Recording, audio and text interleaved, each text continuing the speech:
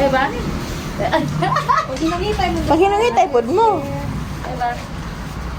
Ay, dahil. Hoy, narabaong tayo libreng kasal. Kasal na alangan. Makulang sa mapag-asa, kumuha piso. Di libre man sa simbahan. Wa may gasto anja agkaon pud tapos ka ng simbahan. Pag-asa ko di 4 piso. Kaso lang kayo nalagi pa yung mga requirement makuha pa og death certificate. Sino mar? 4 piso. Piso. Kinala sa piso. Ay, ang piso, man, hanggang. Sige lang sunod tuig po kay og makwartahan ko ako'y libre. Kasal.